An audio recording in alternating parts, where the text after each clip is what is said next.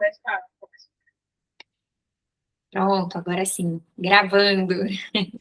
Oi, gente, boa noite. Sejam todos muito bem-vindos ao nosso encontro exclusivo, né, para quem já está com interesse aí de participar com a gente do nosso treinamento de desenvolvimento emocional. A gente vai explicar um pouquinho para vocês hoje como é que tudo isso funciona, o que é DBT, quem é marcha linear, o que é desregulação emocional, porque às vezes até essa palavra fica um pouquinho confusa, né? Mas o nosso objetivo de hoje é fazer vocês viverem um pouco do que é isso. Não só saber tecnicamente, ouvir falar, mas viver. É por isso que nós preparamos esse encontro de hoje. Meu nome é Gabriele Tedesco, eu sou psicóloga, vou estar junto com vocês ao longo de todo o nosso treinamento. E não estou sozinha. Boa noite, pessoal. Estou muito feliz de estar todo mundo aqui participando. Primeiramente, eu peço desculpas, às vezes pode ser que eu dê uma desviada, assim, mas eu estou com um pouco de enxaqueca hoje, mas estou aqui para a gente começar a trilhar juntos esse caminho. Eu sou Luana Dantas, eu sou psicóloga, sou neuropsicóloga, e Gabriela e eu pensando justamente em como trazer a DBT para essa questão da imigração, né? Como é que a gente pode trazer os nossos grupos terapêuticos de uma prática que a gente já faz aqui no Brasil, mas trazendo dentro dessa realidade do contexto imigratório de pessoas que moram fora do nosso país, né? Brasileiros que moram fora do nosso país. Iniciamos agora pelos Estados Unidos, aos poucos vamos para outros países, de acordo com a nossa disponibilidade, de acordo com o que a gente foi estudando. E estou muito grata pela presença de todos aqui. Espero que seja um encontro muito proveitoso. Aproveitem mesmo, porque olha, Luana, vocês vão entender melhor depois, mas você já está praticando tolerância ao mal-estar aí, né, Lu? Com enxaqueca, estando aqui, dando esse encontro. É isso aí. Vou começar, então, trazendo para vocês aquilo que faz parte do início de todos os nossos encontros em treino de habilidades. Porque não existe regulação emocional se não houver mindfulness. Que talvez para vocês aí, né, seja até mais fácil compreender já o que é isso sem tantas explicações. Até porque quando a gente traz esse termo aqui para o Brasil, é difícil de encontrar uma tradução específica, né? Porque fica próximo de atenção plena, mas é um estado da mente atento, não julgador, então envolve muito mais coisas que eu costumo dizer que é um estilo de vida. Eu conheci o Mindfulness em 2017, se eu não me engano, e ele foi um divisor de águas para mim, para minha mente ansiosa, né, para minha mente julgadora, foi um divisor de águas. Eu conheci ele antes ainda da DBT, que a Luana já vai explicar aqui para vocês. Qual é o exercício que eu quero trazer, então? Né? O mindfulness é para que a gente esteja atento em cada atividade que vamos fazer.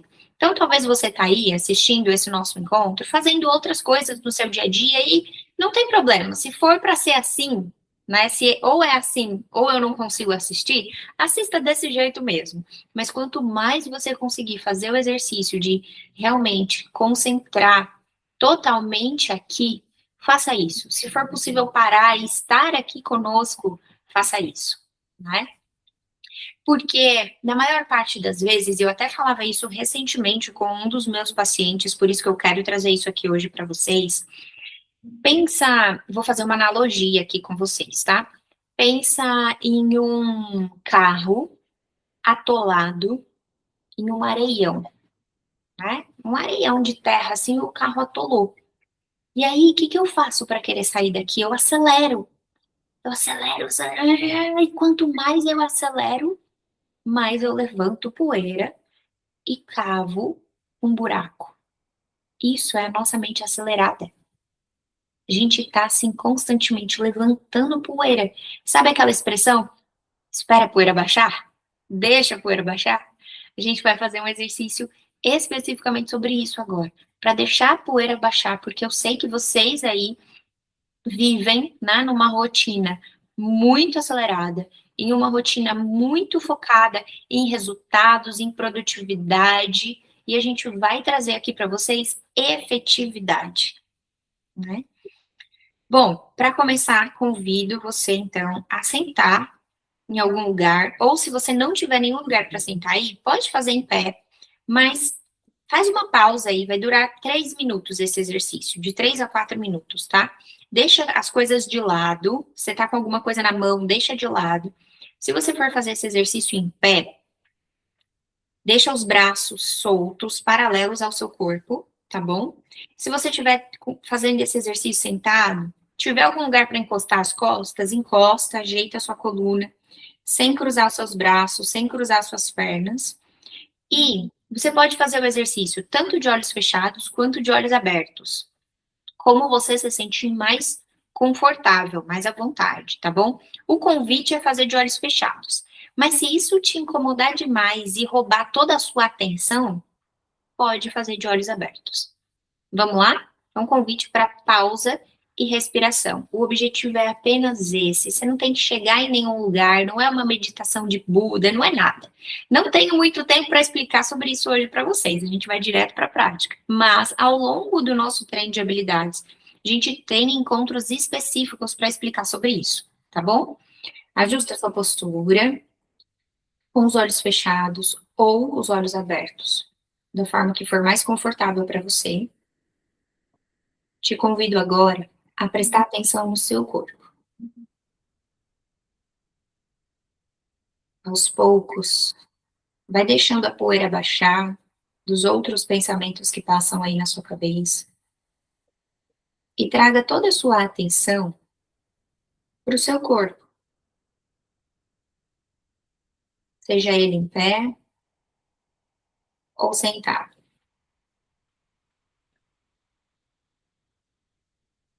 Sinta como estão as suas pernas, o seu tronco, as suas costas.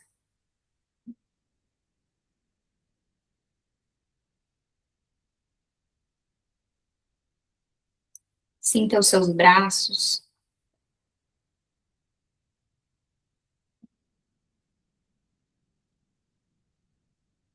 Perceba como estão os seus ombros.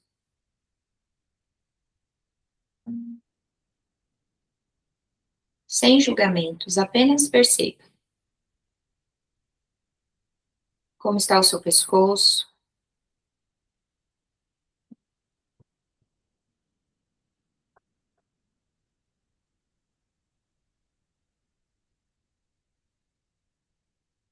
Perceba como está a sua cabeça, o seu rosto.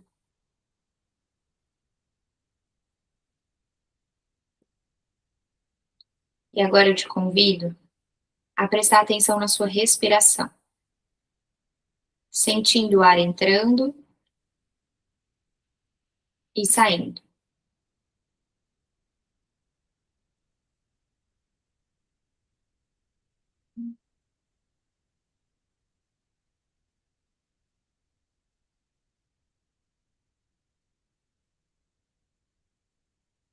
Continue prestando atenção na sua respiração.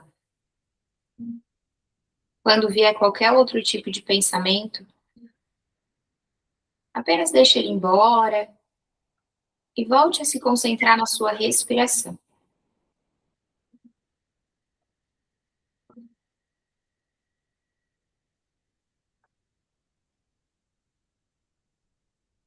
Respire da forma que for confortável para você.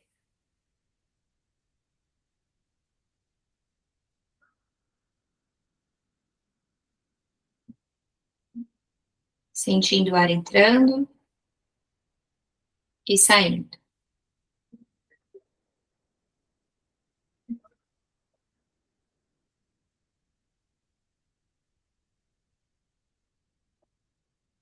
Faça isso mais uma vez.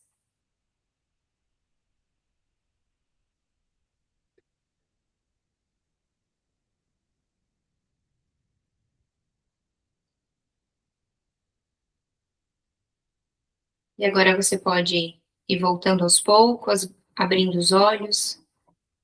E nós encerramos o exercício. Vou começar, depois desse momento de relaxamento, né? O mindfulness, gente, só para ficar claro, não é uma meditação na qual nós precisamos esvaziar a nossa mente. Na verdade, no mindfulness, a gente entende que os pensamentos, eles são pensamentos. Então, a gente aceita, acolhe e deixa eles irem, né? E aí, na DBT, a gente sempre inicia o grupo na lista de mindfulness, para a gente sempre voltar o nosso momento para aqui e agora. Existe uma frase que eu gosto muito, não é uma frase da DBT, é uma frase budista, que fala todo lugar é aqui e todo momento é agora. Ou seja, não adianta eu querer estar em outro lugar se o lugar que eu estou é aqui. Não adianta eu estar pensando no que está acontecendo na casa da minha mãe, do meu irmão, na cozinha, se eu estou aqui no meu escritório. E não adianta eu pensar no que aconteceu no passado ou o que vai acontecer daqui a algumas horas, se o momento que eu estou é aqui. Então, essa é uma das frases que eu mais gosto quando a gente fala de mindfulness, né? E aí, eu venho explicar o que é a DBT. A DBT é terapia comportamental dialética e ela é uma terapia criada por Marshall Lindenham que desenvolveu um conjunto de habilidades práticas para ajudar pessoas no sentir de emoções. Inicialmente foi destinada a um público muito específico, porém depois, vendo a eficácia da DBT em outros públicos, em outros tipos de terapia, hoje a DBT ela é expandida para vários momentos, como a gente está fazendo aqui para pessoas que moram no exterior. Então, os 4 pilares da DBT, quais são? O mindfulness, que é a atenção plena, é a base de tudo.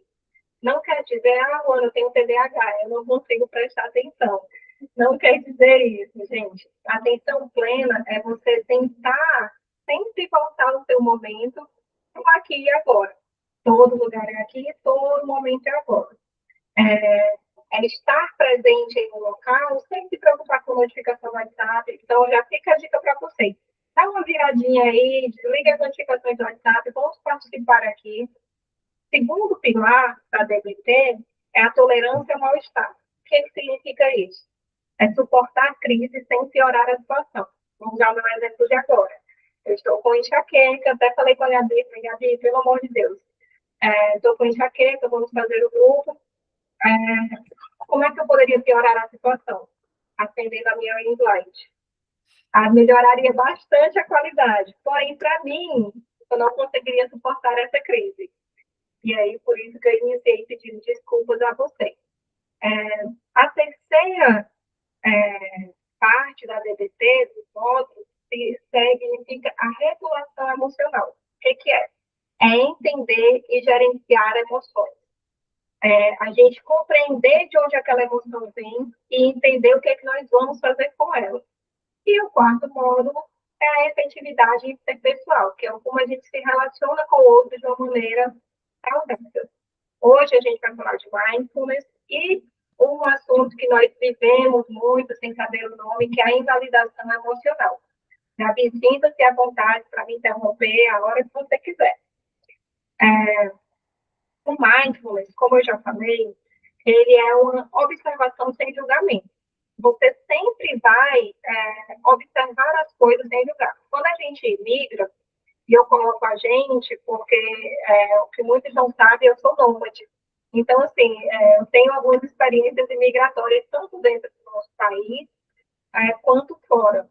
E aí, quando a gente imigra, muitas das coisas a gente começa a julgar. Por exemplo, nos Estados Unidos, a gente percebe que as comidas são muito adocicadas. Nossa, o pão tem um sabor diferente. Isso já é um julgamento, né? Então, quando a gente se abre para o novo, sem julgamento, de peito aberto, as coisas acontecem melhor. As coisas vão acontecendo de uma maneira mais leve. E aí a gente tem as 3 mentes dentro da DBT, que seria a mente racional, que é uma mente muito ligada à lógica, aos fatos, aos dados, é aquela mente que faz cálculo, aquela mente planejadora. E a gente tem a mente emocional, que ela sente, reage, às vezes ela sequestra a gente, porque a gente fica ali ruminando o pensamento, preso às nossas emoções, e a gente tem o ideal, que é a mente sábia, o wise mind, que é a integração das duas, que é onde mora a nossa sabedoria interna. Quando que é a mente sábia? Vamos pensar assim, digamos que você manda uma mensagem nervoso para alguém de madrugada e mandou mais coisas porque a emoção estava no controle. E a gente sabe que quando nós estamos chateados, a gente pensa coisas horríveis do outro. Quem aqui tem irmão sabe. Em algum momento você já odiou o seu irmão até o fim da vida e passou 3 horas depois. E isso é a mente emocional. Quando nós estamos na mente emocional, nós pensamos os piores defeitos de alguém, nós pensamos as piores coisas daquela pessoa. Quando a gente está na mente sábia, é o parar, entender. Isso aqui é só uma emoção, é uma onda no meio de um oceano. Você respira, pensa e raciocina sobre o que você realmente quer comunicar. Essa é a mente sábia. Então, eu não vou deixar me comunicar pelas minhas emoções. Eu vou esperar, respirar. E aí, amanhã de manhã, eu estou aqui de madrugada, estou muito chateada. Então, tá, dorme. Dorme um pouco, relaxa. E aí, amanhã você pensa melhor como é que você vai comunicar aquilo, sem você se arrepender daquilo que você está falando para a pessoa. E o mindfulness, quando você foca nisso, ele ajuda você a acessar essa mente sábia. Porque você está pensando no aqui, no agora, e em como você pode raciocinar essa informação. O que é que a gente pode fazer dentro do mindfulness? Que é o que fazer. Observar a emoção, descrever a emoção e participar dessa emoção. Observando, nossa, eu estou muito chateada com que o gestor da minha empresa cobrou de mim. Observei essa emoção. Eu vou descrever o que é chateação. É o excesso das cobranças, é o deadline, que é muito curto. Então, eu vou descrevendo o que é que está me chateando e como aquilo faz eu me sentir. E eu participo ativamente dessa situação, né? Eu me coloco ali. Poxa, por que eu me sinto desse jeito? Porque eu já estou muito sobrecarregada. Brasileiros tendem a ser multitarefas, né? E aí, a gente está ali participando de várias coisas ao mesmo tempo, está envolvido em várias coisas ao mesmo tempo, e está sendo cobrado por outras coisas. E isso é interessante de a gente também entender, né? E aí, como é que eu posso fazer? Eu posso observar aquela situação sem julgamento. Tá, o que é que aconteceu? O meu coordenador me deu um prazo muito urgente. Ok, eu não vou julgar isso como bom ou ruim. É algo que já aconteceu. Isso já está aqui na mesa. Então, como é que eu posso fazer? Eu vou prestar atenção em uma coisa só. O deadline, daqui a 2 semanas. O que é que eu preciso? Como que eu posso começar a fazer isso? E aí eu vou do começo, meio e fim, com efetividade. O tempo que a gente para organizando a nossa mente não é um tempo perdido. A gente organiza para depois a gente executar. E aí, quando a gente organiza e distribui uma tarefa grande em pequenas tarefas, o nosso cérebro ele ativa melhor, ele consegue processar melhor. A gente pode também, quando você está nervoso, fazer técnicas de respiração. São técnicas que você pode fazer de 3 vezes. Eu gosto muito da técnica 4-3-7. Você inspira por 4 minutos, segura a respiração por 3 segundos e você expira pela boca, contando até 7 segundos na sua mente. E aí você vai observando aquilo que está acontecendo no seu corpo, sem mudar nada. Só observa. E aí eu vou pedir para todo mundo fazer um pouco e fazer isso 3 vezes. Agora vamos para a parte da invalidação emocional. O que é a invalidação emocional? É quando, normalmente, alguém ou a própria sociedade nos diz que o que nós sentimos não é real. É exagero ou que nós não devemos nos sentir assim. Por exemplo, quando nós somos crianças e imaginamos que tem um monstro no nosso guarda-roupa. E aí chega alguém e fala, isso é mentira, isso nunca aconteceu, você está inventando. Poxa, mas custa ir lá olhar e falar que tirou um monte do nosso guarda-roupa, né? E muitas vezes a gente se sente assim, a gente se sente criança sentindo que tem um monstro no nosso guarda-roupa que a gente não vê. Seja a nossa ansiedade, seja a nossa insegurança, seja o que for. A gente, todo mundo tem monstros no guarda-roupa. E aí, a invalidação acontece quando o ambiente ao redor consistentemente ignora, minimiza ou pune essas expressões emocionais da gente. Ou quando, por exemplo, as pessoas tratam as nossas emoções como algo incorreto, inadequado, exagerado. Ah, você é overreacting, você é latino, isso eu já ouvi bastante. E aí eu sempre respondo com um toquezinho de humor, falar, latino spice, eu não tempero latino, não estou overreacting nada. Eu estou, eu sou latina mesmo e eu sinto mesmo. E aí a gente, isso acontece muito no contexto migratório, porque nós somos latinos, nós sentimos, nós abraçamos, nós somos felizes, expressamos emoções, tocamos, somos calorosos, né? E muitas vezes isso no contexto migratório a gente pode se sentir invalidado. Poxa, se essa pessoa não sente, não consegue acessar aquilo que eu estou sentindo, aquilo que eu estou falando, está falando que é exagero. Toda mulher, mesmo sem contexto migratório, já passou por isso. Às vezes a gente está nervosa e fala, é TPM. Não é TPM, eu tô nervosa, você que me deixou nervosa. Para de ser chato, que aí eu volto a ficar aqui tranquila, né?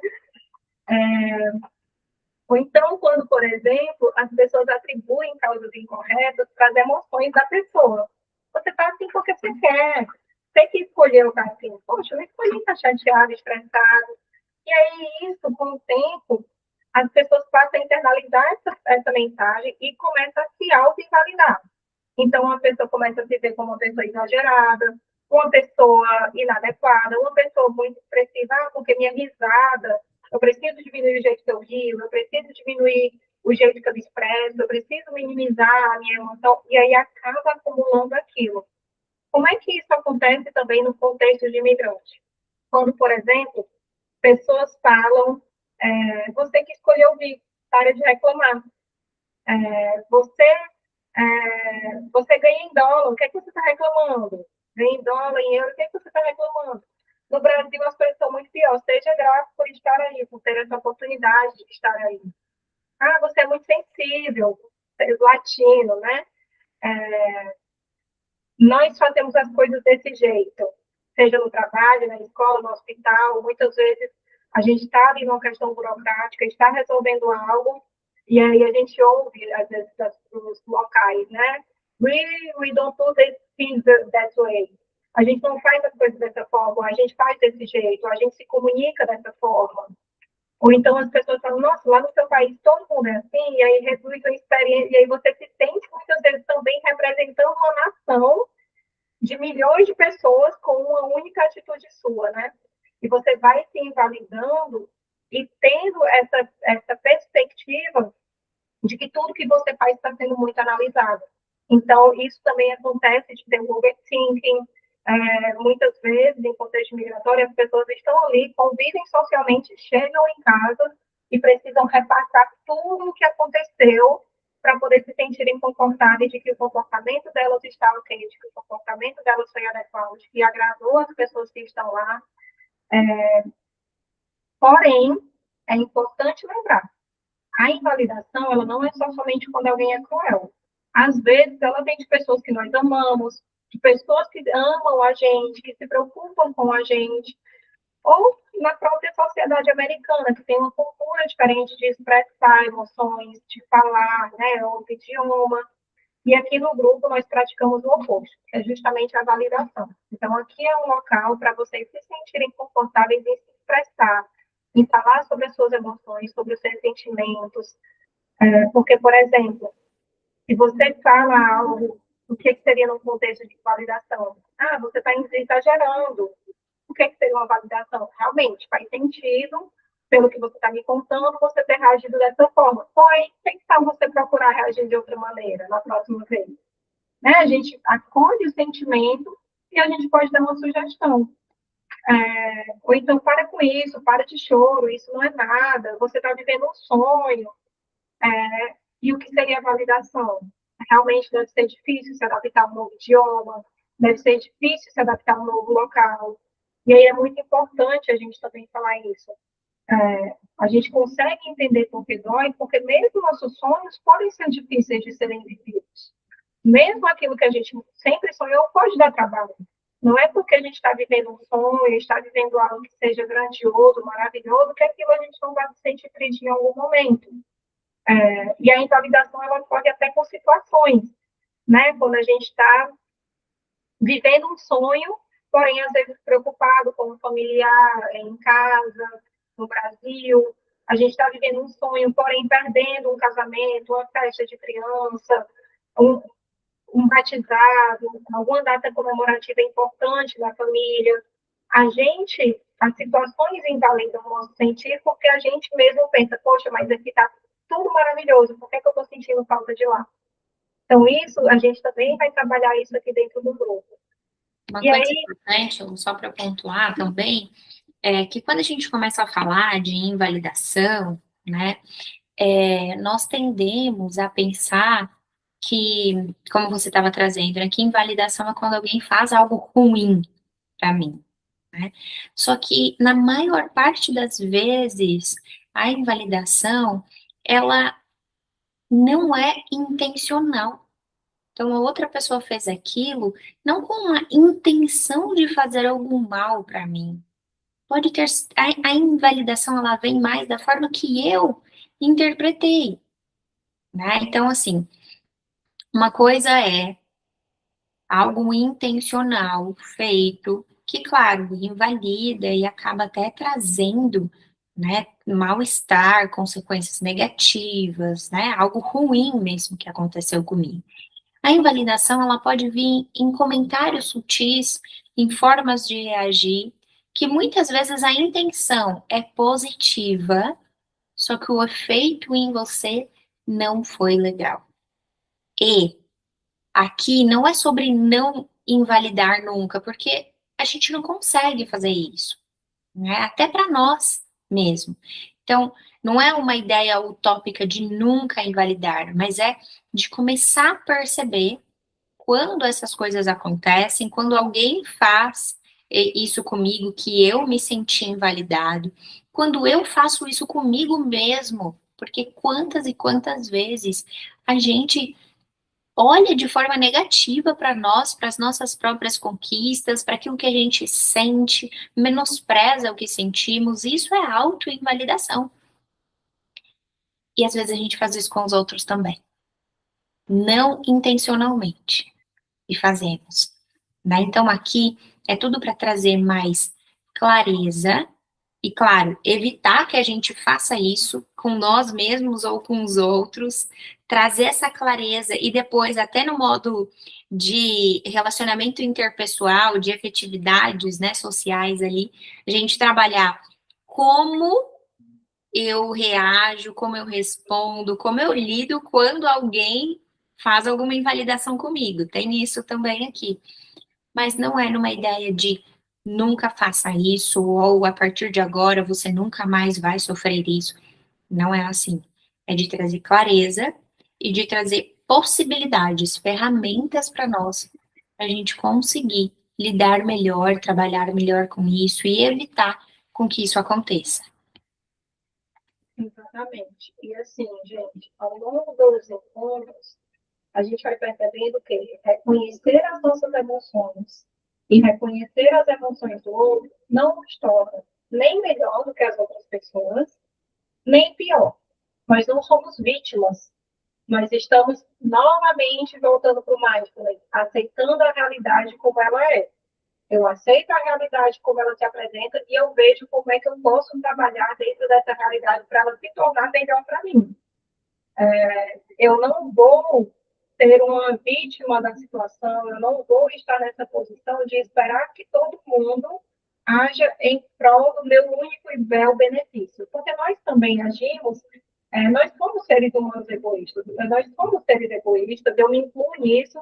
Por quê? Porque nós somos egoístas. Pensa, entre você e os seus, você vai colocar outra pessoa acima disso? Provavelmente não. Então, assim, nós somos egoístas. E é natural que os outros também sejam. É natural que os outros invalidem a gente, porque nós também invalidamos os outros. É muito fácil a gente colocar um peso no outro que muitas vezes a gente não carregaria. Por quê? Porque é o outro. É difícil acessar aquela realidade se muitas vezes eu nunca vivi, se muitas vezes eu não acessei, se eu não conheço totalmente, né? Então é aquela coisa até de quem está solteiro quer casar, porque acha que o casamento é uma coisa maravilhosa. Quem está casado quer ficar solteiro porque acha que a vida de solteiro é uma coisa maravilhosa. Porém, todos os estilos de vida, todas as realidades, existem prós e contras.